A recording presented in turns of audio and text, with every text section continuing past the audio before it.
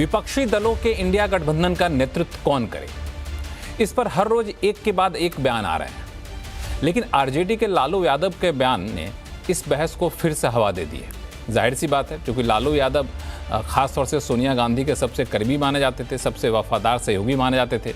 जब उन्होंने बयान दिया तो फिर क्या था, प्रत्यक्ष और अप्रत्यक्ष तौर पर गठबंधन के हर बड़े साथी ने कांग्रेस के नेतृत्व पर सवाल उठाना शुरू कर दिया है। वैसे तो इस दरार की ज़मीन तो हरियाणा और महाराष्ट्र के चुनावी नतीजे के बाद ही तैयार हो गई थी, लेकिन संसद के मौजूदा सत्र ने गठबंधन के बीच इस दरार को सामने ला दिया है। हालांकि कई विपक्षी इस बहस की टाइमिंग पर भी सवाल उठा रहे हैं। उनका कहना है कि जब सदन में सरकार को घेरने की कोशिश होती है तो ऐसे मुद्दे जानबूझकर उछाल दिए जाते हैं। दूसरी तरफ ममता बनर्जी ने खुद बयान देकर के कहा है कि वो इंडिया गठबंधन नेतृत्व करने को तैयार है और उनकी इस दावेदारी को अखिलेश यादव हों, चाहे लालू यादव हों, चाहे शरद पवार जैसे बड़े नेता हो, सभी सहयोगियों का समर्थन भी मिल रहा है। अब सवाल ये है कि क्या इंडिया गठबंधन में अब कांग्रेस की हैसियत कम हो रही है? क्या ममता बनर्जी इसके लिए राइट चॉइस है? और क्या इंडिया गठबंधन के बागी सहयोगी को ये लगता है कि जैसे जैसे कांग्रेस अपना जनाधार बढ़ाएगी उनका जनाधार कम हो जाएगा? और एक और सवाल, भाजपा को क्या पसंद होगा? राहुल गांधी पसंद होगा या फिर ममता बनर्जी हों या फिर दूसरे नेता हों, वो ज़्यादा पसंद होगा? तो आज आवाज़ अड्डा में करेंगे इसी पर चर्चा। नमस्कार, मैं हूं लक्ष्मण राय और हमारे साथ जुड़े हैं खास मेहमान, उनसे आपका परिचय कराऊं। इससे पहले देखिए खास रिपोर्ट। যারে দেখতে নারী তার চলন ব্যাখ্যা আমাকে দেখতেই পারে না, তো আমাকে কি করে এসব কথা বলছেন? তবে আমি দায়িত্ব পেলে এটুকু বলতে পারি, আমি চাই না, আমি বাংলার মাটি ছেড়ে কোথাও যেতে চাই না। এখানেই জন্মেছি, শেষ নিঃশ্বাস এখানেই ত্যাগ করব, কারণ বাংলাটাকে আমি এতটাই ভালোবাসি। আমাকে অন্য কিছু হাতছানি দিয়ে ডাকলেও পাবে না, কিন্তু এটুকু আমি মনে রাখতে পারি, মনে করি যে আমি এখানে বসেও আমি কিন্তু এটা চালিয়ে দিতে পারি। ममता बनर्जी की इस दावेदारी ने इंडिया गठबंधन में खलबली मचा दी है। ममता ने साफ कह दिया है कि अगर उन्हें मौका मिलेगा तो वो इंडिया गठबंधन का नेतृत्व करने के लिए तैयार हैं। पिछले कुछ दिनों से तृणमूल कांग्रेस के नेता इंडिया गठबंधन को लीड करने के लिए ममता बनर्जी के नाम का सुझाव दे रहे थे, लेकिन ममता के बयान से लगता है कि ये सब स्ट्रैटेजी के तहत था, जो चल भी गई है। इंडिया गठबंधन के सहयोगी भी ममता का समर्थन कर रहे हैं। कांग्रेस के करीबी लालू यादव भी इसमें शामिल हैं। कांग्रेस उसकी आपत्ति जता रही है लालू जी। कांग्रेस क्यों जताने से नहीं होगा, ममता को दो।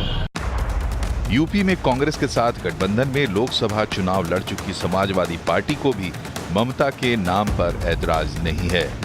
सबकी राय है, ऐसी मंशा है, समाजवादी पार्टी की भी ये मंशा है कि आदरणीय ममता बनर्जी साहिबा ने पिछले जो विधानसभा के भी चुनाव हुए, भारतीय जनता पार्टी को उपचुनाव में भी साफ करने का काम किया। उनकी जो सेकुलर क्रेडेंशियल है वो इस मुल्क में बहुत मजबूत है। तो अगर सब लोगों की आम राय बनती है तो आदरणीय ममता दीदी भी इसका नेतृत्व कर सकती हैं। समाजवादी पार्टी को इस बात में खुशी होगी। महाराष्ट्र में महाविकास अघाड़ी की करारी हार के बाद यहां भी कांग्रेस को लेकर तकरार मची हुई है। उद्धव ठाकरे की शिवसेना के नेता उनके ऊपर एमवीए से अलग होने का दबाव डाल रहे हैं। शिवसेना यूबीटी भी ममता के नाम पर विचार करने की बात कह रही है। अगर देश में इंडिया ब्लॉक का फिर एक बार हमको ताकत खड़ी करनी है तो सबको एक साथ बैठकर इंडिया ब्लॉक के लीडरशिप के बारे में जो समय दे सके, इंडिया ब्लॉक के काम को देश भर में, उस बारे में, नेतृत्व के बारे में चर्चा करने की हमारी सबकी इच्छा है। चाहे शरद पवार जी हो, चाहे ममता जी हो, लालू जी, अखिलेश जी, उद्धव ठाकरे साहब, शायद नवीन पटनायक भी उसमें आ सकते हैं, नवीन बाबू भी आ सकते हैं। तो हम सब बात करेंगे, चर्चा चल रही है, आपस में एक दूसरे के साथ संपर्क चल रहा है। इंडिया गठबंधन 18 जुलाई 2023 को बना था। तब से लेकर अब तक लोकसभा के अलावा 12 राज्यों के विधानसभा चुनाव हो चुके हैं। इनमें से 9 राज्यों में विपक्षी गठबंधन की हार हुई है। इंडिया गठबंधन में कांग्रेस बड़े भाई की भूमिका में रही है। उसने राजस्थान, मध्य प्रदेश, छत्तीसगढ़, हरियाणा और महाराष्ट्र जैसे बड़े राज्य हारे हैं। टीएमसी कांग्रेस के ट्रैक रिकॉर्ड पर सवाल उठाकर ममता की दावेदारी को पक्का कर रही है। कांग्रेस को समझना चाहिए कि कांग्रेस का लीडरशिप में इंडिया अलायंस फेल हो गया। देश में ठीक बीजेपी का विरुद्ध में जो लड़ाई है वो ठीक से नहीं हो रहा है, तो ममता दी को ले आएंगे लीडरशिप में, उसमें अच्छा ही होगा। ऐसा कोई बात नहीं है ये कोई प्राइम मिनिस्टर होगा, ऐसा कोई बात नहीं, लेकिन ये लड़ाई को एक लीडर चाहिए नेतृत्व देने के लिए। लोकसभा चुनाव हारने के बाद से इंडिया गठबंधन की औपचारिक तौर पर कोई बैठक नहीं हुई है। सवाल ये है कि क्या इंडिया गठबंधन का नेतृत्व करने के लिए ममता बनर्जी राइट चॉइस हैं? कांग्रेस की अपने सहयोगी दलों के साथ क्यों नहीं बन पा रही है? अदानी के मुद्दे पर टीएमसी और समाजवादी पार्टी ने कांग्रेस से किनारा क्यों कर लिया? क्या कांग्रेस अपने पार्टनरों की भावनाओं का ख्याल रखने में नाकाम साबित हो रही है? क्या राहुल गांधी के रोल को लेकर भी पार्टनरों में उलझन है? अगर ऐसा है तो फिर ममता को इंडिया गठबंधन का लीडर बनने से क्या कोई रोक पाएगा या फिर इंडिया गठबंधन बिखर जाएगा? बिल्कुल, ये सारे मुद्दे हैं जो काफ़ी ज्वलंत हैं और इन सारे मुद्दों का जवाब जो लोग बखूबी दे सकते हैं वो इस वक्त हमारे साथ इस बहस में शामिल हो रहे हैं। समाजवादी पार्टी के प्रवक्ता फखरुल हसन चांद साहब, शिवसेना उद्धव गुट के प्रवक्ता आनंद दुबे साहब हैं, बीजेपी की प्रवक्ता शाजिया इल्मीज़ी हैं, राजनीतिक विश्लेषक तहसीन पूनावाला कुछ देर में जुड़ेंगे और वरिष्ठ पत्रकार सतीश के सिंह हमारे साथ जुड़ चुके हैं। चूँकि मामला इंडिया गठबंधन के ऊपर चर्चा का है और इस गठबंधन का कांग्रेस के बाद जो दूसरी सबसे बड़ी पार्टी है वह है समाजवादी पार्टी, तो सबसे पहले फखरुल साहब आप ही के पास चलूँगा। आखिर अचानक से क्या हो गया कि इस गठबंधन का नेतृत्व कौन करे, इस पर बहस की शुरुआत हो गई। अभी तो कोई चुनाव भी नहीं लड़ना है, तो आखिर क्या वजह है कि आप लोगों को लगता है कि अब लड़ाई को बल देने के लिए एक नए नेतृत्व की ज़रूरत है? नहीं, देखिए, देश में जो मुद्दे हैं उन मुद्दों को समझना जरूरी है और उन मुद्दों को उठाना जरूरी है। आपने कहा कि देश में कोई चुनाव नहीं है, आखिर लीडरशिप की आवश्यकता क्यों पड़ गई? तो सवाल केवल चुनाव का नहीं है, सवाल इस बात का है कि अगर समाजवादी पार्टी को देश की जनता ने देश की तीसरी सबसे बड़ी पार्टी बनाया तो हमारा दायित्व है कि जो देश की जनता के मुद्दे हैं उन मुद्दों को उठाया जाए। अडानी का मुद्दा निसंदेह बड़ा मुद्दा है, लेकिन क्या वो जनता से कनेक्ट होता है? क्या वो सीधे जनता से जुड़ाव रखता है? संभल का मुद्दा जिस तरह से है, जिस पे जहां अत्याचार हो रहा है, हम चाहते थे कि संसद में संभल पे चर्चा हो, लेकिन संभल पे हमारा साथ कांग्रेस दल ने नहीं दिया, वो सड़क पे जरूर नजर आए। तो कुछ मुद्दे ऐसे हैं जिस पे मतभेद भी था हमारा। तो मणिपुर जल रहा है, उस पे हम सवाल पूछना चाहते थे। हम किसान आज सड़क पे हैं, हम उन पे सवाल पूछना चाहते हैं। हम चाहते हैं कि जो उत्तर प्रदेश का नौजवान है जिस पे लाठी चल रही है, देश का नौजवान आज उसके हाथ में रोजगार नहीं है, उन मुद्दों को उठाया जाए। अडानी का मुद्दा लेके संसद ना चले, ये बेहतर नहीं है। इसलिए समाजवादी पार्टी समझती है कि जो नेतृत्व का सवाल है वो सवाल जरूर उठाए, और लोकतंत्र में सवाल उठना कोई खराब बात नहीं है। अगर गठबंधन में इस बात के सवाल उठ रहा है कि इंडिया गठबंधन का नेतृत्व कौन करे, तो अगर हमसे आप पूछिएगा समाजवादी पार्टी के प्रवक्ता के तौर पे, समाजवादी पार्टी के सिपाही के तौर पे, तो मैं तो अपना नेता आदरणीय अखिलेश यादव जी का नाम लूंगा कि उनको उस गठबंधन का नेतृत्व करना चाहिए, क्योंकि उत्तर प्रदेश एक ऐसी पिच थी जो भारतीय जनता पार्टी की तैयार की हुई थी, जहां पे समाजवादी पार्टी ने भाजपा को धराशायी किया है, भाजपा को हराया है। आज अगर केंद्र में बैसाखी की गठबंधन की सरकार बनी है तो केवल उत्तर प्रदेश और समाजवादी पार्टी के कारण बनी है। दूसरे राज्य जहां से दूसरे लोग भाजपा हारी है, मैं समझता हूं उन राज्यों में कभी भाजपा उतनी मजबूत नहीं थी। उत्तर प्रदेश एक राज्य ऐसा था जहां भाजपा मजबूत थी, और उस मजबूत प्रदेश में समाजवादी पार्टी अध्यक्ष आदरणीय अखिलेश यादव जी के नेतृत्व में समाजवादी पार्टी ने भाजपा को पटकनी दी है। जहां तक आदरणीय ममता बनर्जी जी की लीडरशिप का सवाल है, तो समाजवादी पार्टी उनका पूरा सम्मान करती है, लेकिन एक प्रवक्ता के तौर पे मैं उनके नाम की सहमति नहीं दे सकता। वो फैसला आदरणीय अखिलेश यादव जी समाजवादी पार्टी का राष्ट्रीय नेतृत्व करेगा। लेकिन नेतृत्व का सवाल जरूर उठा है, जिसपे विभिन्न राजनीतिक दल हमारे सहयोगी जो हैं वो सवाल उठा रहे हैं। तो अगर कहीं कोई सवाल है, कहीं कोई मतभेद है, तो उसको बैठ के इंडिया गठबंधन तय करेगा। हमारा एक नेतृत्व कौन करेगा, ये गठबंधन की बैठक होगी, उसमें ये नेतृत्व की बात पे चर्चा होगी। बाकी आप जो कहना चाहते हैं उससे जुड़ा हुआ सवाल लेकर मैं आपके पास आऊँगा, चूँकि बाकी के प्रवक्ता भी हमारे साथ जुड़े हुए हैं। आनंद दुबे जी, अच्छा, ये मामला उठ गया, आपको लगता है कि ये गठबंधन की वजह से ही हमें नुकसान हुआ वहाँ पे? अगर हम इंडिया गठबंधन के बैनर तले, जिसको हम लोगों ने वहाँ पे महाविकास आघाड़ी का नाम दिया था, नहीं होता तो शायद बेहतर करते। और अब हमें चूंकि स्थानीय मुद्दे भी हैं जो उस कांग्रेस की छत्र छाया में हमारे मुद्दे दब जाते हैं, हमारी आवाज़ें दब जाती हैं, इसीलिए हमें ज़रूरत है अब नेतृत्व बदलने की। क्या ये माना जाए? लक्ष्मण जी नमस्ते।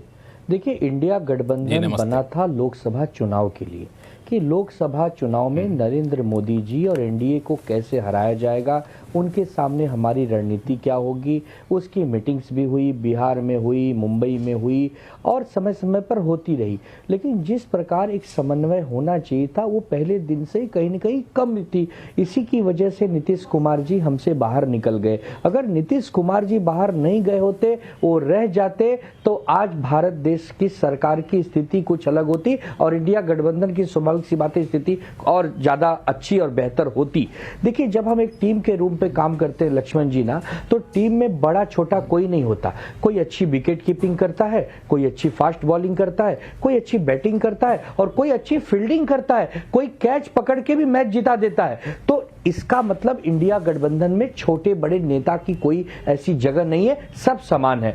आदरणीय राहुल गांधी जी ऑलरेडी नेता प्रतिपक्ष हैं, जो कि मैं समझता हूं भारत में एक संवैधानिक बड़ा पद है। प्रधानमंत्री जी के सबकालीन वो पद होता है। अब राहुल गांधी जी अगर नेता प्रतिपक्ष के रूप में बिजी हैं, व्यस्त हैं, बहुत सारी जिम्मेदारियों में घिरे हैं, तो इंडिया गठबंधन को भी साथ में चलाना है और इंडिया गठबंधन में भी जान फूंकनी उतनी आवश्यक है, क्योंकि 2029 का चुनाव लोकसभा का इंडिया गठबंधन अगर मिलकर लड़ना चाहती है तो इंडिया गठबंधन को एक चेहरा चाहिए। अब अगर एक चेहरा चाहिए तो स्वाभाविक सी बात है कि कई चेहरे सामने हैं। एक चेहरा ममता दीदी का भी है, एक चेहरा अखिलेश यादव जी का भी है, अरविंद केजरीवाल जी का भी है, हमारे नेता श्री उद्धव ठाकरे साहब का भी है। तो इन्हीं में से कोई एक नेता नेतृत्व करेगा। लालू प्रसाद यादव जी से पूछिए ना, उन्होंने कहा था मुंबई की सभा में कि राहुल गांधी जी आप दूल्हा बनिए, हम सब बाराती बनेंगे और आपको आगे बढ़ाएंगे। वही लालू प्रसाद यादव जी आज कह रहे हैं कि ममता बनर्जी जी को आगे करना चाहिए। तो देखिए, मेरे जैसे एक छोटे कार्यकर्ता का यह अधिकार नहीं है कि कौन नेतृत्व करेगा। हम तो अपनी राय रख सकते हैं। अभी समाजवादी पार्टी के हमारे नेता ने राय रखी कि अखिलेश जी करेंगे। हमसे आप पूछेंगे तो हम कहेंगे कि उद्धव ठाकरे साहब का चेहरा होना चाहिए। ये तो एक कार्यकर्ताओं का जोश कहता है, लेकिन मंथन और चिंतन तो बड़े नेता करते हैं। हमें लगता है कि अब समय आ गया है कि इंडिया गठबंधन का कोई नेतृत्व करे, नहीं तो क्या होगा, देर होते जा। जी बताइए। बिल्कुल, इस पे आप लोग सहमत हैं कि नेतृत्व बदलनी चाहिए, नेतृत्व कोई करे, वो राहुल गांधी ना करे, कांग्रेस ना करे, कोई और बदलने की बात नहीं हो रही। ऑलरेडी लक्ष्मण जी, अभी इंडिया गठबंधन के नेता राहुल गांधी जी, मुझे औपचारिक ढंग से आप बताइए, आप मानते हैं वो नेता है? लेकिन इंडिया गठबंधन के नेतृत्व का कोई पद जैसे यूपीए चेयरपर्सन या एनडीए चेयरपर्सन, वैसा कोई इंडिया गठबंधन का चेयरपर्सन अभी नहीं है। होना चाहिए। ये कार्यकर्ताओं की डिमांड है, नेताओं की डिमांड है, देश की जनता का भी झुकाव है। तो जब तक एक चेहरा नहीं देंगे, अगर मुख्यमंत्री का चेहरा उद्धव ठाकरे जी को महाविकास आघाड़ी ने बना दिया होता तो आज इस दुर्गति को प्राप्त नहीं होते जो प्राप्त हुए हैं। बिल्कुल, इस पे आगे आऊँगा मैं। शाजिया इल्मी हमारे साथ हैं, बीजेपी की प्रवक्ता हैं। शाजिया, आपसे मैं ये समझना चाहूँगा कि जिस तरीके से इंडिया गठबंधन बनने के बाद भी जो बार बार भाजपा की तरफ से जिस तरह के पोस्चरिंग की गई, तो राहुल गांधी को चारों तरफ से घेरने की कोशिश की गई। बार बार राहुल गांधी पे हमला किया गया, कांग्रेस पे हमला किया गया। आपको लगता है कि अब वो कोशिश सफल होती दिख रही है, इंडिया गठबंधन में दरार हो गई? नहीं, मुझे लगता है कांग्रेस ने अपने आप पर खुद हमले किए। जिस तरह से कांग्रेस ने लगातार विदेश में जाकर देश की बुराई की, जिस तरह कांग्रेस ने आकर बजाय ये कि थोड़ा आत्ममंथन करे, हर एक हार पर, हर एक शिकस्त पर कांग्रेस ने लगातार या तो ईवीएम है या इलेक्शन कमीशन है या और भी संवैधानिक इदारे हैं, उनका मजाक उड़ाया। और मुझे लगता है कि जब आप जनादेश को ठुकराते हैं, जब आपका डिस्कनेक्ट इतना बड़ा हो गया होता है, जब आप इतना अहंकारी बन जाते हैं और कि आपके खुद के जो घटक हैं, आपके साथी हैं, आपको दिखाते हैं, आईना दिखाने की कोशिश करते हैं, बताने की कोशिश करते हैं कि क्या है जमीनी हकीकत, लेकिन आप किसी और ही दुनिया में रह रहे हैं। अभी भी मैंने सुना समाजवादी पार्टी के हमारे एक जो प्रवक्ता हैं भाई साहब कभी कह रहे थे कि ये अदानी का मुद्दा में कितना दम है। अब देखिए उन्होंने मार्च इसको लेकर इतना हंगामा किया, लेकिन कहाँ थे बाकी, इन्हीं के साथी कहाँ थे? ममता बनर्जी इसमें शामिल नहीं हुई, टीएमसी इसमें नदारत थी, सपा इनके साथ नहीं थी, क्योंकि शायद जो कनेक्ट है लोगों के साथ उनकी बेहतर है, शायद जो समझ है, जो नफ्स पकड़ना होता है कि क्या लोग चाहते हैं। तो राहुल गांधी किसी और ही दुनिया में रह रहे हैं और मुझे लगता है कि उनको बहुत ही ज्यादा और ये मेरी राय है और मेरी राय का इस पूरे गठबंधन से कुछ लेना देना नहीं है, ये उनकी आपसी सोच है। देखिए मैं तो बेगानी शादी में अब्दुल्ला बनना नहीं चाहती हूँ, तो जाहिर है मेरी राय मायने नहीं रखनी चाहिए, लेकिन जो दिख रहा है लोगों को और इसी वजह से जो दिख रहा है लोगों को कि बार बार उनके अपने ही साथी एक तरह से ना सिर्फ हिंट दे रहे हैं बल्कि अब तो बाकायदा जता रहे हैं कि उनकी राहुल गांधी के नेतृत्व में, उनकी योग्यता में कहीं ना कहीं कुछ कमी है और ये कमी अब खल रही है लोगों को। जब कमी खलती है तो लोग जताते ज्यादा है और अब कमी खल रही है, पहले शायद खल नहीं रही थी। अगर आप देखिए क्या कहा शरद पवार ने, आप देखिए उद्धव ठाकरे जी ने क्या कहा, आप देखिए चुनाव जीतने पर इतनी शानदार जीत हुई थी उमर अब्दुल्ला की, उन्होंने क्या कहा कांग्रेस के बारे में। उसके बाद आप देखिए खुद ममता बनर्जी ने कहा कि मैं सक्षम हूँ, मैं सीएम बनकर भी संभाल सकती हूँ। उनके जो बड़े लीडर्स हैं, चाहे वो कल्याण बनर्जी हो या फिर कीर्ति आजाद हो, उन्होंने सबने इस राय को सामने रखा। आप देखिए क्या कहा अबू आजमी ने, उन्होंने कहा कि नहीं हमें गठबंधन से हमें कोई फायदा नहीं मिला। और अगर इसी तरह से आनंद जी की पार्टी, उद्धव ठाकरे जी की जो पार्टी है लगातार बाबरी मस्जिद को लेकर ये रुख रखेगी और कड़े हिंदुत्व का साथ रखेगी, तो हमारा उनके साथ लेना देना चंद ही घंटों का है। तो अपने आप में आप देखिएगा जब बेमेल के गठबंधन होते हैं, एक नकारात्मक एजेंडे से जुड़ा होता है उनका मिलन, तो जाहिर सी बात है वो बहुत दिन टिकता नहीं है। कोई भी सकारात्मक राजनीति नहीं थी और पूरी सोच इस इंडी गठबंधन के पीछे थी कि कैसे हम नरेंद्र मोदी जी को हराएं। अगर जैसे ही इनके पास कोई पॉजिटिव एजेंडा होता देश के लिए, कार्डर्स के लिए, देशवासियों के लिए, आम जनता के लिए और योजनाओं के कार्बन प्रिंट वो लोगों के सामने छोड़ते, मुझे लगता है ना ये हालत होती। तो क्योंकि देख रहे हैं स्ट्राइक रेट की जहां तक बात है, शाजिया एक मिनट में आपको डिस्टर्ब कर रहा हूं, माफी चाहूंगा डिस्टर्ब कर रहा हूं आपको। फखरुल हसन साहब कुछ आपको जवाब देना चाहते हैं, जो समाजवादी पार्टी के प्रवक्ता हैं। फखरुल साहब देखिए शाजिया जी ने कहा कि हमारे बहुत से मुद्दों पर सहमति है आपस में, एक आध मुद्दे जरूर हैं जिन पे हम असहमत हैं, लेकिन आपने कहा कि हम विदेश में जाके देश की बात करते, तो ये बात तो प्रधानमंत्री जी भी करते हैं, विदेश जाते हैं तो कांग्रेस की बात करते हैं, क्या करनी चाहिए, हम तो उनसे भी सहमत नहीं है। ईवीएम की बात हम उठाते हैं, हमारे नेता ने कहा कि हम ईवीएम से जीत के आएंगे, ईवीएम को हटाने का काम करेंगे। आपने इलेक्शन कमीशन की बात की, इलेक्शन कमीशन ने उत्तर प्रदेश के बाई इलेक्शन में क्या किया वो सबने देखा है। अजीत पवार जी महाराष्ट्र से आते हैं, उनके ईडी ने संपत्ति जब्त की थी, कैसे छूट गई, कैसे लोग आपकी वॉशिंग मशीन में धुल के भ्रष्टाचारी बाहर निकल रहे हैं, कैसे साफ पाक हो जा रहे हैं, कैसे विपक्षी नेताओं के खिलाफ मुकदमे लिख रहे हैं, कैसे उत्तर प्रदेश में बेरोजगारों पर लाठी चल रहा है, ये तो मुद्दे हैं आपके खिलाफ, उन मुद्दों से आप थोड़ी भाग सकते हैं। अगर आपको लगता है कि इंडिया गठबंधन में नेतृत्व का सवाल है तो नेतृत्व का सवाल है, ये हमारा गठबंधन है, हम आपस में मंथन कर रहे हैं और जब एक राय हो जाएगी तो हमारा नेता भी तय हो जाएगा। आदरणीय राहुल गांधी जी वो नेता प्रतिपक्ष हैं लोकसभा में और आदरणीय खड़गे जी वो कांग्रेस एक बड़ी पार्टी है उसके नेता हैं। तो समाजवादी पार्टी समझती है अगर कहीं एक और इंडिया गठबंधन का लीडर हो जाएगा जो सामने होगा देश में, वो वहां से भी आवाज उठेगी, उत्तर प्रदेश हो चाहे महाराष्ट्र हो या बंगाल हो, कहीं से नेतृत्व मिले, जहां से भी नेतृत्व मिलेगा आवाज भारतीय जनता पार्टी के ही खिलाफ उठेगी। आप ये मत सोचिए कि भारतीय जनता पार्टी मुद्दों पे हम छोड़ देंगे, मुद्दे वही हैं, हम मुद्दों पे आपको नहीं भागने देंगे। महाराष्ट्र में ईवीएम का जो सवाल है उस मुद्दे को हम उठाएंगे। उत्तर प्रदेश में अगर इलेक्शन कमीशन ने जिस तरह से चुनाव कराया है बाई इलेक्शन, उस मुद्दे को तो उठाएंगे। उत्तर प्रदेश में नौजवानों पर लाठी चल रही है, बेरोजगारों पर लाठी चल रही है, किसानों पर मुकदमे लिखे जा रहे हैं, किसानों पर लाठी चल चल रही, इन मुद्दों से आप कैसे भाग जाएंगे? तो भारतीय जनता पार्टी को हम सांस नहीं लेने देंगे। अडानी का मुद्दे को हम अगर संसद में छोड़ेंगे तो आप ये जान लीजिए कि नौजवानों का और किसानों का मुद्दा जरूर उठाएंगे। बिल्कुल। शाजिया कुछ कमेंट करना चाहते हैं?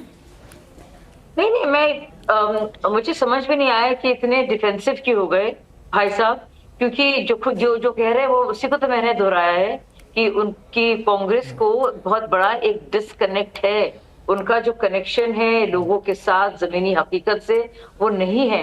वही तो समाजवादी पार्टी भी कह रही है कि हमें लगता है ये मुद्दे ज्यादा जरूरी हैं, वो अलग ढंग से कह रहे हैं। अब जब हम देख रहे हैं और समझ रहे हैं वो क्या कह रहे हैं, लोगों के जो वाजिब चिंता है, तो बड़ी दिक्कत हो रही है।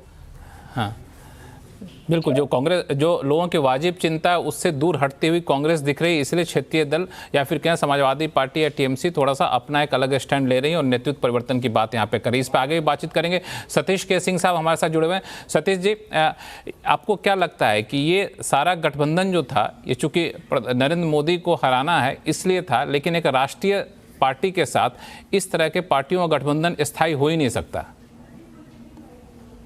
देखिए, मैं शुरू से आपके चैनल पर कहता रहा हूँ, ये कांग्रेस वर्सेस ऑल या ऑल वर्सेस कांग्रेस है, जिसमें साजिया की पार्टी भी शामिल है। और कांग्रेस को या क्षेत्रीय पार्टियों को पहले एक दूसरे से निपटना है, एक दूसरे को ख़त्म करके ये ऊपर उठें या घटें। बीजेपी तो एक तरफ है ही। मुझे ये सवाल समझ में आ नहीं रहा है कि अचानक से लालू जी के दिमाग में क्या घूम गया भाई। अभी कौन सा विधान लोकसभा का चुनाव हो रहा है कि ममता जी नेता बनने आई हैं, को नेता बनाना चाहिए? क्या होने वाला है क्या चुनाव कोई? या आहट तो नहीं है? या उनको, इन लोगों को पता ये लग रहा है कि कांग्रेस ने जिस तरह से बाई इलेक्शन में अपने कैंडिडेट हटा लिए उत्तर प्रदेश में, जिस तरह से महाराष्ट्र में एक ना सुनी, कुछ अंदर कांग्रेस के भी चल रहा है। बिहार में चुनाव होने वाला है एक आध साल में, एक आध साल बहुत जल्दी होने वाला है बिहार में। तो हो सकता है लालू ने जो कहा हो, उनको अपने बेटा की, अपने पार्टी की चिंता है, क्योंकि वहां वो 4 अभी बाई इलेक्शन में सब में स्वाहा हो गए। आप बात सुनिए। और ममता बनर्जी को थोड़ा ऊपर चढ़ाने बढ़ाने, देखिए आरजेडी सबसे कांग्रेस की पुरानी सहयोगी है, एकमात्र पार्टी है जिसने कोई समझौता नहीं किया है।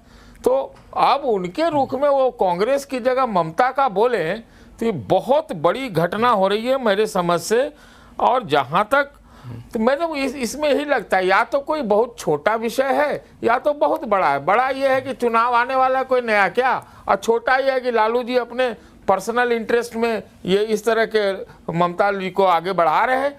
लेकिन ये बात पक्की है कि एक कोई मीटिंग अगर INDIA की नहीं होती है इतने दिनों में। और एक बात और कह के ख़त्म करूँगा। देखिए, भारतीय जनता पार्टी कुछ ना कुछ हिडन हैंड भी हमें दिखता है कि बहुत सारे मुद्दे हम देख रहे हैं एकाएक खड़े हो गए। कोई एक सोरोस लिंक की बात आ रही है, कोई एक क्या कहते हैं, ये बांग्लादेश के ऊपर इनकी चुप्पी आ रही है, फिर ये अभी बात आ रही है कि मतलब क्या हिडन हैंड है कि अडानी साहब का मुद्दा तो कुछ ठीक ही नहीं रहा है, कुछ ठीक ही नहीं रहा। नए रोज नए मुद्दे आ रहे हैं। क्या चल रहा है जो हमें सामने दिख रहा है? ऐसा करते हैं कतई मानने के लिए ये सवाल उठता है, नीचे अंदर कुछ और ये सवाल उठता है। शाजिया, कई लोग ये भी कहते हैं कि जिन मुद्दों पर सरकार को घेरने की कोशिश विपक्ष कर रहा है, उन मुद्दों से भटकाने के लिए इस तरह के मुद्दे उठाए जाते हैं। अब देखिए, कौन भटका रहा है, कौन इनको रोक रहा है, सब चीजें सबके सामने हैं। अगर कांग्रेस पार्टी जानबूझ के प्रोटेस्ट करती है, एक मुद्दे को उठाती है, और वही शरद पवार, इन्हीं की पार्टी के इतने सीनियर इनके साथी, वो क्या कहते हैं अडानी के मुद्दे पर? उनका बाकायदा स्टेटमेंट है, बना सिर्फ मिलने जाते हैं गौतम अडानी से, जब भी पूरा हिंडनबर्ग रिपोर्ट का पूरा मामला था। बल्कि ये तक कहते हैं कि जो कुछ अडानी जी कर रहे हैं वो देश के हित में है। वही जो रिपोर्ट आती है, जिसके बारे में बार बार जिक्र जिसका हो रहा है कि उनको इंडाइट किया गया है, वहाँ के जो SEC है, जो यहाँ के SEBI के बराबर है, इक्विवेलेंट है वहाँ का, जब इंडाइट किया जाता है तो उसमें 4 राज्यों के ऐसे नाम आते हैं, वो चारों गैर BJP शासित राज्य हैं। तो मतलब अगर उसमें कुछ थोड़ी लॉजिक भी होती, तर्क भी होता, कुछ भी होता, तो लोग उनके साथ जुड़ते। लेकिन कोई भी इसमें कनेक्ट नहीं है।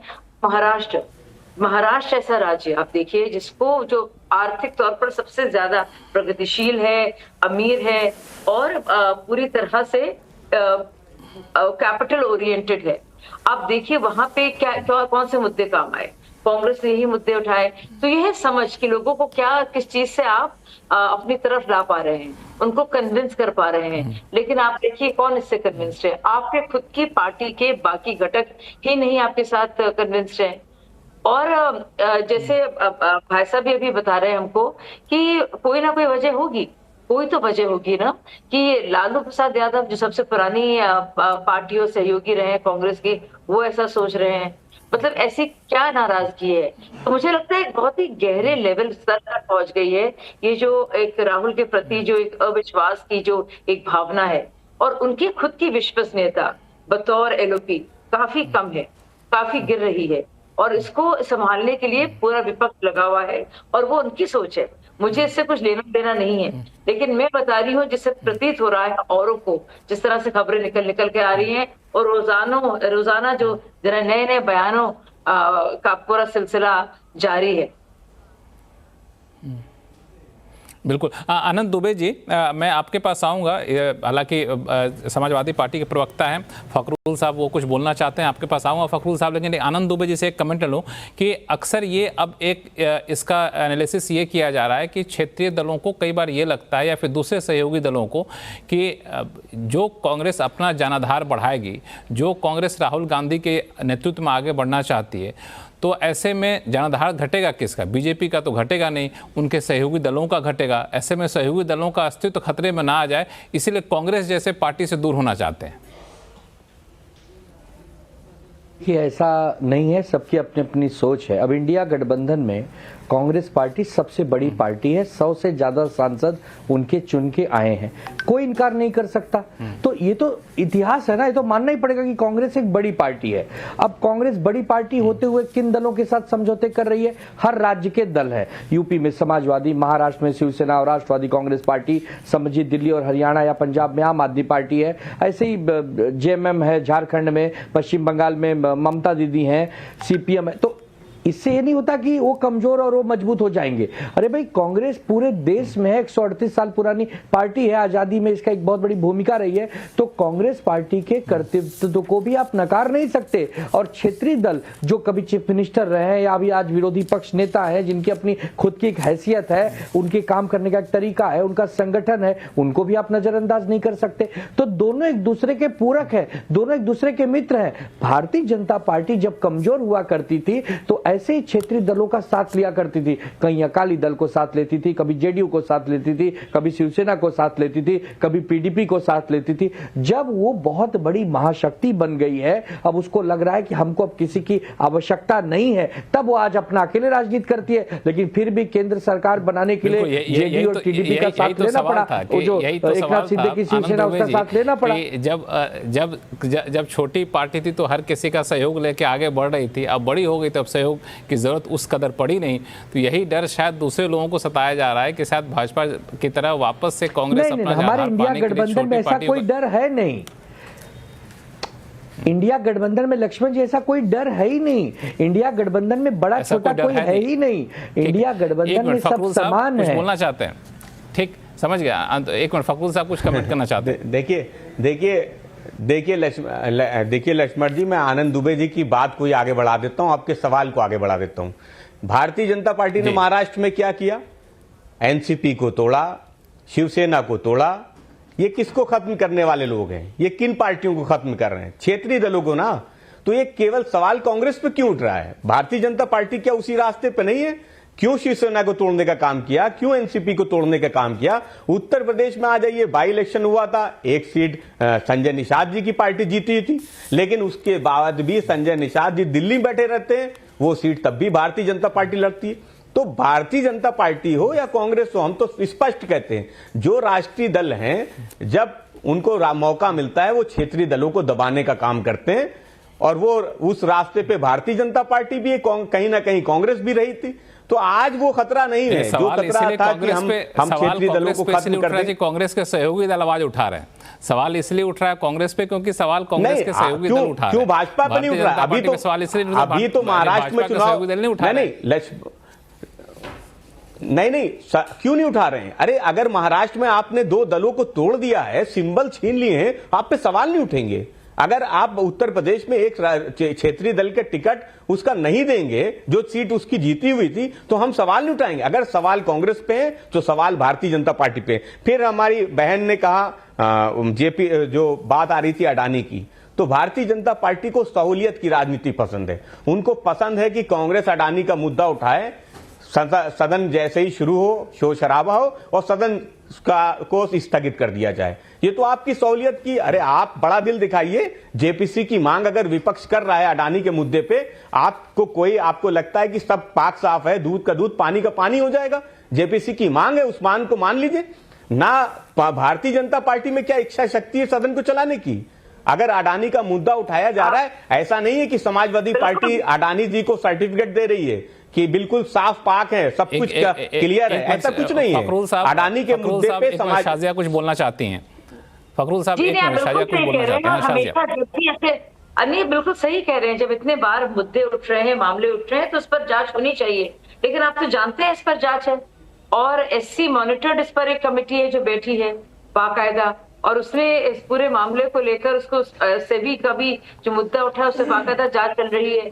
अब जब बात आती है और नई तरह से आती है, सबसे पहले तो आप मुझे बताइए कि जब भी संसदीय सत्र शुरू होने वाला होता है उससे 3 दिन पहले ऐसी कौन सी 3-4 इंटरनेशनल बॉडीज हैं या संस्थान हैं या एनजीओज हैं जिन सबके तार जुड़े हैं एक जॉर्ज सोरोस नामक शख्स से, उनकी रिपोर्ट्स आती हैं भारत को लेकर, इस खास उद्योगपति को लेकर और भी कुछ मामलों में।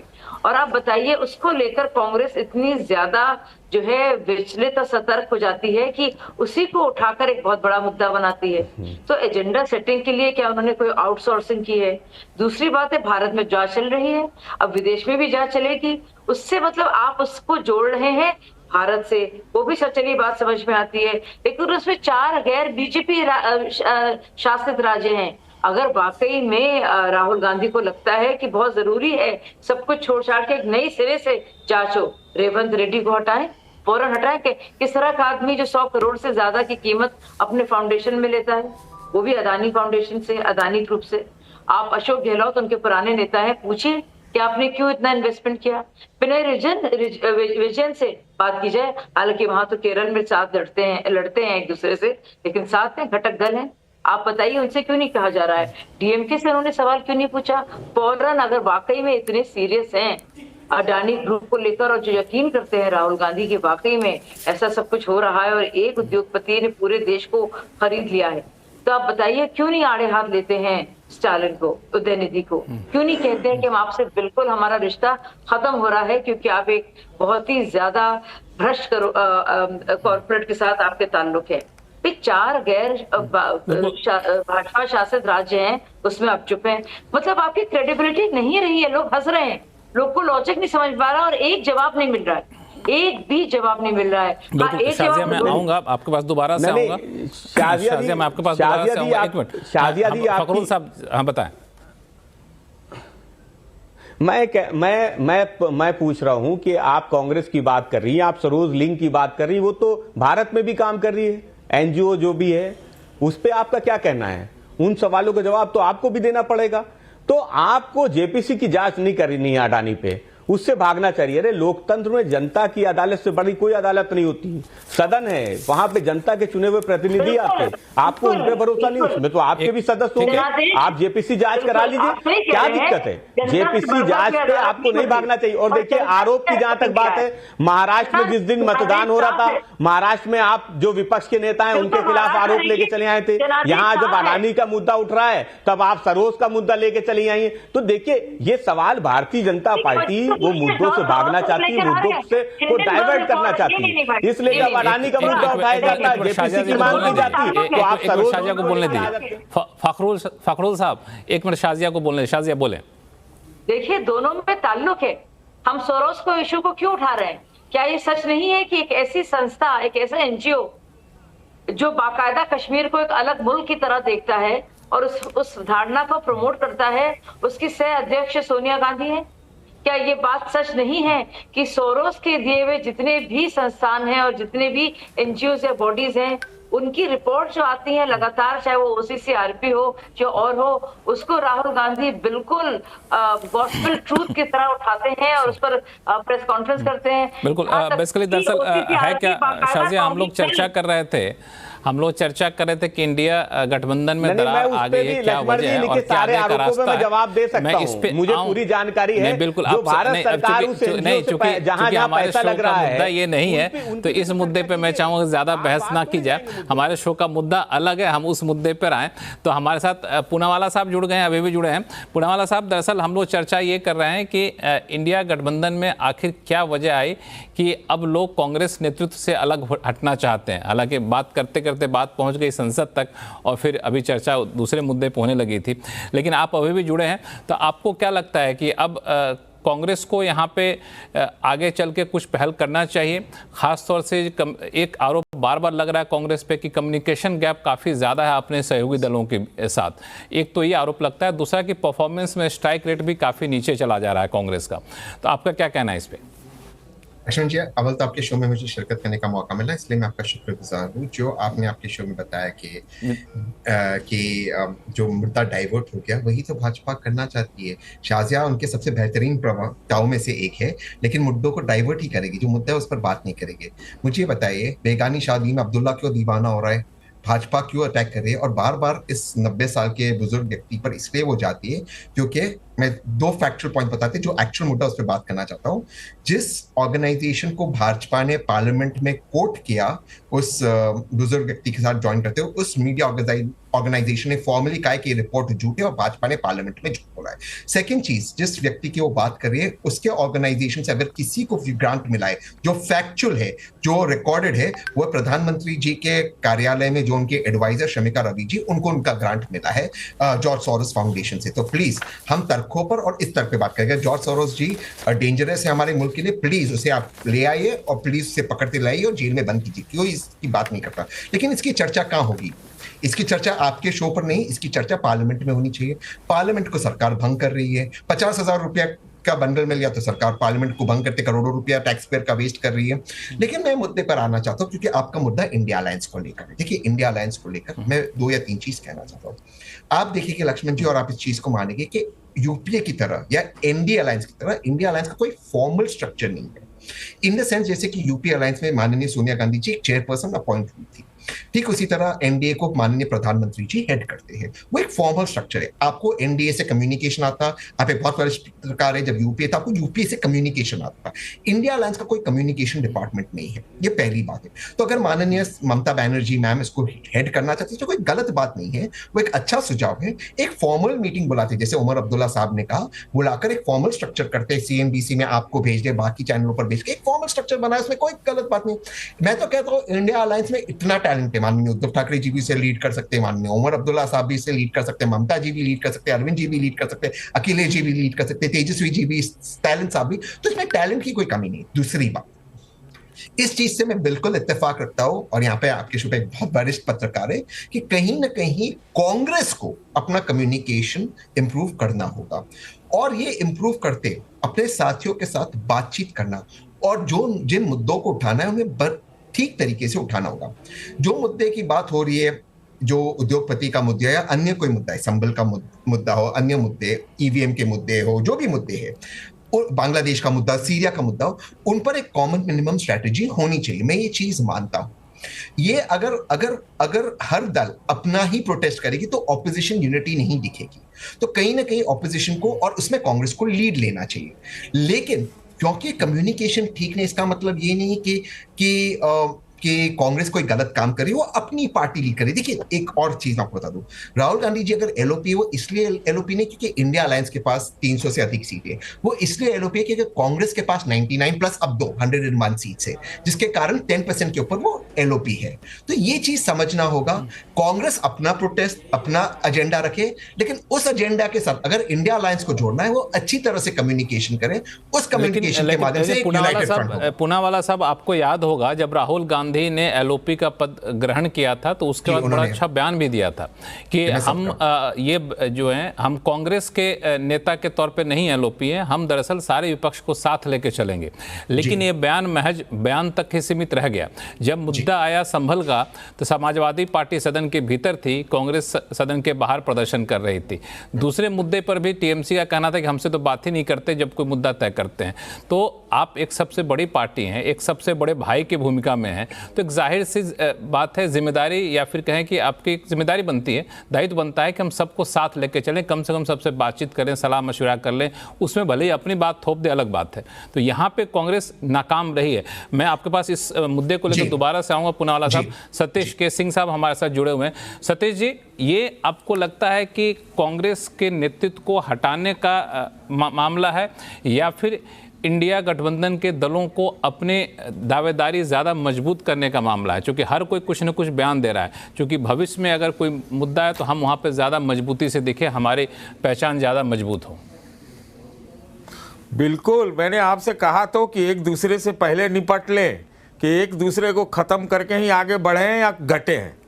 तो ये तो पहली चीज़ है। दूसरी चीज़, मैं आपके चैनल पे कहना चाहता हूँ कि एक दो INDIA के बड़े नेताओं ने मुझसे कहा है व्यक्तिगत रूप से कि कांग्रेस को थोड़ा हिसाब में रखना बहुत जरूरी है, तब हम लोग चलाएंगे। तो ये कांग्रेस वर्सेस ऑल और ऑल वर्सेस कांग्रेस, हाँ, और हिसाब में रखना। तीसरी बात, यार अचानक से ये ममता लालू कहाँ से आ गया भाई? कल चुनाव है क्या? मैं कांग्रेस के लिए एक सुझाव देना चाहता हूँ तसीम, या तो बढ़िया से शादी कर लो और नहीं तो पूरा डाइवोर्स देके निकल जाओ, अकेला चलो, जैसे पूरा भारत यात्रा पर निकले थे। यही उस भारत यात्रा को जो गेंद था 31 सीट लाए, उसे 8,000 किलोमीटर चल के 31 सीट आया बीजेपी के सामने। तो अब उसको लेके बढ़ो, नहीं तो ये सब इतना ज्यादा बढ़ जाएंगे कि जो है थोड़ा बहुत वो भी नमस्कार हो जाएगा। बेसिक बात वेस्टेड इंटरेस्ट की लड़ाई है। लालू जी ने एक बार संसद में कहा था, पूरी दुनिया बट के रहेगी अपना अपना छोड़ के। तो यही लड़ाई है, कोई अपना नहीं छोड़ेगा। अब आज ये फखरुल साहब जो एक हैं समाजवादी के, कह रहे हैं ना, इनको भी तो बताना पड़ेगा कि आप जो सीटें आपकी थी उसमें आप तो 5-6 को तो बाई इलेक्शन में हार गए, और लोकसभा में क्या हुआ? आप कांग्रेस का फायदा हुआ आपको। तो आप जो चक्कर में लगे हो कि संबल इंपॉर्टेंट आपके लिए है, अडानी इंपॉर्टेंट नहीं है, ईवीएम तो सबके लिए इंपॉर्टेंट है, सब मिलके लड़के दिखाओ ना। कहो कि हमको आपस की लड़ाई सेटल करनी है, वन अपमैनशिप की है। ममता है, ममता के साथ तो आपका एक चुनाव लड़वाया था आपने, उत्तर प्रदेश में एक लोकसभा की सीट या कहीं पे लड़वाया था। तो सब अपना अपना प्यादा गोटी फिट करके रखे हुए हैं। सबका यही है कि कांग्रेस को इंजेक्शन दो, तो कांग्रेस वाले तो खुद सुसाइड इंजेक्शन लगाते हैं। सतीश जी, ये जाहिर सी बात, हर कोई पहले अपनी जमीन मजबूत करना चाहेगा, लेकिन इस अपनी जमीन को मजबूत करके, चूंकि गठबंधन, एक मिनट में आता हूं फिर, अभी चूंकि समय ब्रेक का हो रहा है, तो हर कोई अपनी जमीन मजबूत करेगा, लेकिन अपनी मजबूत करने के दौरान एक गठबंधन की राजनीति है, तो गठबंधन का कुछ धर्म होता है जो कांग्रेस को निभाना होगा, या फिर दूसरा पार्टी उसका नेतृत्व करे तो उसे भी निभाना होगा। लेकिन इस बीच एक सवाल जरूर उठेगा जो मैं शाजिया के पास आऊंगा ब्रेक के बाद, तो पूछूंगा कि इनको कौन सा ज़्यादा सूट करेगा? कांग्रेस सूट करेगा नेतृत्व करे या फिर टीएमसी नेतृत्व करे, वो ज़्यादा सूट करेगा? इस पर सवाल लेकर आऊँगा, लेकिन फिलहाल वक्त छोटे से ब्रेक का, कहीं जाइएगा नहीं।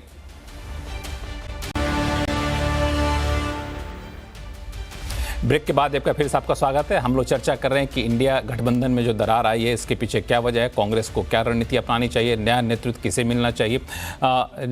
हमारे साथ सभी संबंधित जो पार्टियां हैं उनके प्रवक्ता हैं, लेकिन उससे पहले उन लोगों के पास जाऊं, मैं शाजिया के पास जाना चाहूँगा। शाजिया, आपने सुना हमारे बाकी प्रवक्ताओं का, कोई कह रहे हैं कि हमारे दल के मुखिया जो हैं वो अगर होते हैं नेतृत्व करें तो हमें ज़्यादा खुशी होगी। समाजवादी पार्टी चाहते हैं कि अखिलेश यादव नेतृत्व करें तो ज़्यादा खुशी होगी।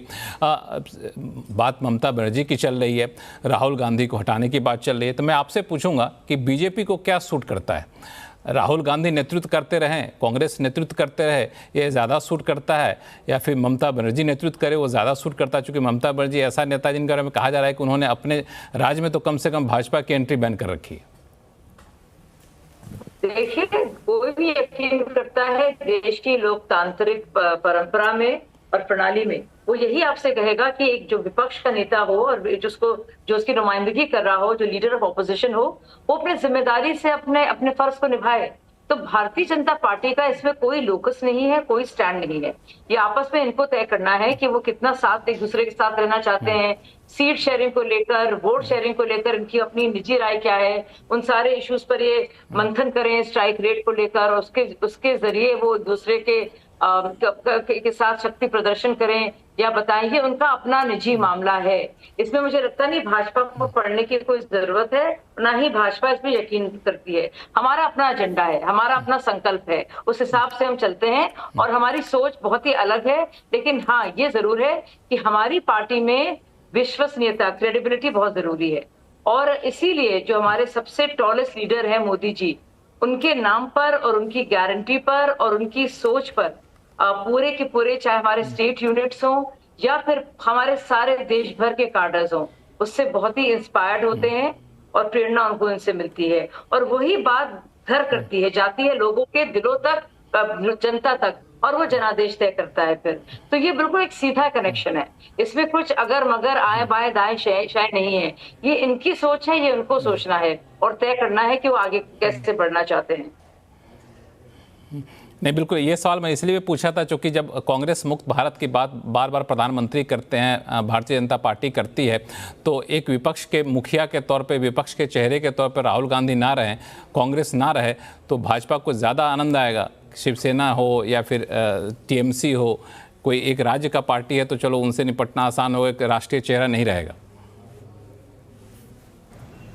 नहीं, बिल्कुल ऐसा नहीं। अब देखिए, कांग्रेस से निपटने के लिए खुद उनके ही लोग जो हैं दूर भाग रहे हैं और कतरा रहे हैं, तो हमें कुछ ज्यादा करने की जरूरत भी नहीं है। ठीक है, ना तो हम ऐसा करना चाहते हैं, आपको कुछ ज्यादा करने की जरूरत नहीं। ठीक है, आनंद दुबे जी, मैं आपके पास आ रहा हूं कि आप चूंकि बड़े समझदारी से बात पहले भी करते रहे हो, इस मुद्दे पे आपने अच्छे से अपना पक्ष रखा। मैं ये नहीं पूछूंगा कि कौन नेता बने, किसका नेता बनना चाहिए, कौन इंडिया गठबंधन का नेतृत्व करे। मैं ये कह रहा हूँ, आप लोग ये मांग क्यों नहीं करते हैं कि इंडी गठबंधन जो है वो एक स्ट्रक्चर्ड गठबंधन हो, ढांचा उसका बना रहे कि कैसे कम्युनिकेशन होगा, कितने दिनों के बाद होगा, कौन उसका मुखिया होगा, किसका नेतृत्व होगा। अभी सब कुछ हौच पौच या कहें कि अनौपचारिक सा माहौल सा बना रहता है, तो ये स्थायी तो हो ही नहीं सकता है। अगर लंबे समय तक पारी खेलनी है तो थोड़ा सा संगठनात्मक तरीके से गठबंधन बनाई जानी चाहिए। आपने बहुत सही सवाल पूछा है लक्ष्मण जी। मैं पहले भी कहता आया हूं, आज भी कह रहा हूं कि अगर बीजेपी को हराना है, मोदी जी को हराना है, तो बीजेपी जैसा बनना होगा, मोदी जी जैसा करना होगा। 2014 में कांग्रेस हारी, अपवाद है। 19 और 24 के चुनाव में तो कांग्रेस पार्टी ही सबसे बड़ी पार्टी थी इस देश में, जिसके नेतृत्व में इंडिया गठबंधन चुनाव लड़ी या और कोई भी नाम से चुनाव लड़ा। तो यहां पर राहुल गांधी जी की व्यक्तिगत चर्चा लाइए ही मत। कोई राहुल गांधी जी को हटाना नहीं चाह रहा है। राहुल गांधी जी ऑलरेडी कांग्रेस के एक वरिष्ठ नेता है, नेता प्रतिपक्ष हैं। इंडिया गठबंधन को चिंतन मंथन तो करना ही होगा। इंडिया गठबंधन की हर महीने एक मीटिंग होनी चाहिए, इंडिया गठबंधन का एक रोड मैप होना चाहिए, उनकी योजनाएं क्या है, समन्वय समिति कौन है, आगे कार्रवाई कैसे होगी, कार्यक्रम कैसे होगी, सभाएं कैसी होगी, ये तो करना होगा ना। इसके मंच होंगे, साल में एक खाना पूर्ति करके एक मंच लगा के इंडिया गठबंधन की फॉर्मेलिटी कर देंगे, फिर आप 364 दिन गायब रहेंगे। इससे मोदी जी नहीं हारेंगे। मोदी जी को हराना होगा तो मोदी जी जैसा बनना होगा, और मोदी जी के बनने का मतलब यह है कि आपको डिसिप्लिन होना होगा। 2024 का चुनाव खत्म नहीं होता है तो मोदी जी और बीजेपी 29 की तैयारी में लग जाती है। 29 का खत्म नहीं होता है, 34 की तैयारी में लग जाती है। इंडिया गठबंधन या महाविकास आघाड़ी चुनाव हारने के बाद महीना 2 महीना कोप भवन में चली जाती है, शांत हो जाती है, एकदम अंडरग्राउंड हो जाती है। इस रवैये को बदलना होगा। चुनाव में 2 ही चीज होंगे, या आप हारोगे या आप जीतोगे। हार से निराश नहीं होना है, हताश नहीं होना है और जीत से अति उत्साह और अहंकारी नहीं होना है। यही तो सिंपल सा विषय है। हम बार बार कह रहे हैं कि इंडिया गठबंधन में वो पोटेंशियल है, सूझबूझ है कि मोदी जी के रथ को रोका जा सकता है। पश्चिम बंगाल में ममता दीदी ने 16 में भी रोक दिया, 21 में भी रोक दिया। यही नरेंद्र मोदी जी, यही अमित शाह जी, यही भारी भरकम बीजेपी की सत्ता वहां जाकर मुंह खाली हाथ लौट आती है, मुंह की खानी पड़ती है। तो ये इतिहास में हो चुका है। तो अगर ममता दीदी का नाम किसी ने सुझाया है उसका भी स्वागत है, राहुल गांधी जी का किसी ने नाम सुझाया है उसका भी स्वागत है। नाम सुझाने में स्वागत है, लेकिन नाम से काम नहीं चलेगा, काम से भी काम चलेगा। जब काम करेंगे तब जीतेंगे, जब संघर्ष करेंगे तब जीतेंगे। खेत में जब फसल लगाएंगे तब फसल काटेंगे, तब किसान के घर में रोटी बनेगी ना, कि केवल कल्पना में रहेंगे, हवा हवाई रहेंगे, ख्याली पुलाव बनाएंगे, तब क्या होगा? सिर्फ नाम से काम नहीं चलेगा। मोदी जी को हराना है तो मोदी जी जैसा बनना पड़ेगा, उनकी तरह सोचना होगा। तहसीन पूनावाला जी, ऐसा करने से इंडी गठबंधन को कौन रोक रहा है? ऐसा करने से कांग्रेस को क्या दिक्कत आ रही है? लक्ष्मण जी, ये अलायंस का नाम इंडिया अलायंस है, इंडी गठबंधन नहीं है। मैं बड़ी विनम्रता से आपसे कहना चाहता हूँ, हम भाजपा को बर्जर पार्टी नहीं कहते, हम इंडिया अलायंस कहते हैं। क्योंकि लैंग्वेज में मैं जवाब दे देता हूँ। मैं जानता हूँ आप क्या कहने वाले, लक्ष्मण साहब, मैं जानता हूँ आप क्या कहने वाले। मैं प्लीज उसमें जवाब, मैं जानता हूँ उसका जवाब, तो मैं समय, ऑडियंस का समय नहीं। लैंग्वेज में एक फ्लो होता है, उस फ्लो के अनुसार, जैसे एनडीए तो हम कहते हैं एनडीए अलायंस, हम एनडीए अलायंस नहीं कहते। बीजेपी पार्टी हम बीजेपी पार्टी नहीं कहते। तो ये एक फ्लो होता है लैंग्वेज के अंदर, ये बेसिक लैंग्वेज है। ठीक है, भाजपा कहती है, मैं समझता हूँ और भाजपा का अधिकार है, बट मैं क्लैरिफाई करता हूँ बड़ी विनम्रता से हाथ जोड़कर आपके सामने। ये इंडिया अलायंस है, ये लैंग्वेज का फ्लो होता है। सतीश जी भी अग्री करेंगे, लैंग्वेज का एक पैटर्न होता है बात करने का, वो ग्रामेटिकल होता है। लेकिन मैं आगे तहसीन जी एक शब्द में बोल दूं, एक शब्द में बोल दूं, चूंकि आपने मेरे बात की, इसको हिंदी में कहते हैं दुरिक्ति दोष। ठीक है, एक ही शब्द को दोबारा कहना दूसरी भाषा में। भाजपा पार्टी हम लोग कभी नहीं कहते हैं, इंडी गठबंधन कहते हैं या फिर इंडिया कहते हैं। ए से अलायंस हो जाता है इसीलिए कहते हैं, लेकिन अपनी अपनी राय है, मैं इस पर बहस नहीं करूंगा। बहस का मुद्दा कुछ और, हम लोग अलग से इस पर मुद्दा बहस कर लेंगे। हाँ, बोले क्या कहना चाह रहे थे अब? अपनी बात करिए जो मुद्दे पे। थैंक यू लक्ष्मण जी। तो इंडिया अलायंस जाता है, मैं बिल्कुल शिवसेना के मेरे दोस्त आनंद जी से बिल्कुल इससे इत्तेफाक रखता हूं। बिल्कुल जो उन्होंने बात की, बिल्कुल यही बात मैं कहना चाहता था। अगर हम भाजपा को आराम से हरा सकते, इसमें कोई दो राय नहीं, भाजपा को हरा, और लोग ट्रस्ट आ चुके हैं भाजपा से, लेकिन एक कॉमन मिनिमम प्रोग्राम होना चाहिए, एवरी मंथ मीटिंग होनी चाहिए, एक कन्वीनर होना चाहिए और देश के सामने एक एजेंडा होना चाहिए। इनफैक्ट मैं इंडिया अलायंस के कई बड़े लीडरों को रिसेंटली मिला हूं, उनसे बातचीत भी की, कल भी मैं मिल रहा हूं। और एक शैडो कैबिनेट क्यों नहीं हम बनाते? उस शैडो कैबिनेट में आप सोचिए हो जाए शशि थरूर वर्सेस जयशंकर जी या अखिलेश यादव वर्सेस अमित शाह जी, कितना अच्छा होगा। देश को भी दो पर्सपेक्टिव मिलेगी। आप जैसे मीडिया में आप जैसे मीडिया में वरिष्ठ लोग हैं, आपके शो के अंदर ये पर्सपेक्टिव आएगा, एक अखिलेश यादव जी का बाइट आएगा, एक अमित शाह जी का बाइट आएगा। और हमें बीजेपी को रिएक्ट करवाना है, बीजेपी पर हमें रिएक्ट नहीं करना। देखिए लक्ष्मण जी, आप, मैं दोबारा से कहा, बहुत वरिष्ठ है। आप सोचिए 50,000 रुपए की गड्डी मिली पार्लियामेंट के अंदर, उसमें सारा एक दिन का पार्लियामेंट का वेस्ट कर, करोड़ों रुपए वेस्ट कर दिए। कौन भाग रहा है? पहली बार देश के इतिहास से सरकार भाग रही चर्चा से, क्योंकि देश के जो इंपॉर्टेंट मुद्दे, चाहे वो संबल हो, मणिपुर हो, बांग्लादेश हो, इनफैक्ट सीरिया जो बहुत महत्वपूर्ण है, आप जानते हैं, आप सीएनबीसी में है, इन पर सरकार चर्चा नहीं करना चाहती, उनके पास कोई पॉलिसी नहीं है। इसलिए इनको इन मुद्दों पर घेरना जरूरी है। जो उद्योगपति का मुद्दा है वो भी जरूरी है। और मेरा ये सुझाव है, एक कॉमन मिनिमम प्रोग्राम के तहत, अगर, और कॉमन मिनिमम प्रोग्राम नहीं, एक कॉमन मिनिमम प्रोग्राम हो और दूसरा एजेंडा हो। तीसरी चीज और लास्ट चीज, सिर्फ दोष दिखाना काफी नहीं होगा। सब जानते कि सरकार में खामियां क्या है, सॉल्यूशंस इंडिया अलायंस क्या देगी। वो सॉल्यूशंस अगर हम देश के सामने, आप जैसे वरिष्ठ पत्रकार जब हमें मौका देते हैं, आनंद भाई को, मुझे, हम देश के सामने अगर सॉल्यूशंस दे, मुझे लगता है देश को इसका फायदा होगा। बिल्कुल, ये टफ फाइट होगा। आखिरी कमेंट मैं सतीश जी से लूँगा, फिर शो को यहीं ख़त्म करूँगा क्योंकि समय बहुत कम है। सतीश जी, ये जो पूनावाला जी ने सुझाव दिया है, ये मुझे लगता है कि बिल्कुल सही सुझाव है। इस रास्ते पर अगर चले तो शायद इंडी गठबंधन नहीं, इंडिया अलायंस जो है वो शायद बेहतर परफॉर्म कर पाए। चलिए, मुख्य धारा के पहले पत्रकार को मैंने इंडिया बोलते हुए सुना है, ये बहुत बड़ी बात हो गई। दूसरी बात, मैं तहसीन भाई और क्या नाम है अपने आनंद दुबे जी, तहसीन भाई को खुश रखना है। नहीं हम दोनों अच्छा दोनों के बातों को मैं मानता हूँ, वही होना ही चाहिए। तो ये आज नहीं, मैं तो बहुत दिन से कह रहा हूँ, 1 साल से कह रहा हूँ ये बात। लेकिन मुद्दा वही विरोधाभास का है, दूसरे का नैरेटिव पकड़ के आगे बढ़ना है, उसको दबा के रखना है, इसको ज़्यादा आगे नहीं बढ़ने देना है। इसके वजह से कॉन्ट्राडिक्शन है इनके बीच, और यही शुरू से रहा है। जब तक वो सॉल्व नहीं होगा तो सेक्रेटेरिएट बनाना, सीएमपी बनाना, ये बनाना वो बनाना, तो अभी 15 मिनट में हो जाएगा, या तैयारी लेके कोई बैठा होगा। दरअसल कांग्रेस पार्टी को या तो अकेले जाना चाहिए, और अभी गई हैं प्रियंका गांधी, हो सकता है कुछ इनको इन्फॉर्मेशन होगा बाकी पार्टियों की, ये लोग तो अकेले का कोई तैयारी तो नहीं कर रहा है, इसीलिए ये सब धमाकचड़ी मचा हुआ, आपको पता नहीं है। बिल्कुल हमें लग रहा है कुछ ना, हालांकि इशारों में सतीश जी आप बहुत कुछ कह रहे हैं। हालांकि वो चूंकि उसका खुलासा हम लोग कभी आगे चल के करेंगे, लेकिन आप सभी मेहमानों का बहुत बहुत शुक्रिया, चूंकि यहाँ पर समय बिल्कुल खत्म हो रहा है शो का।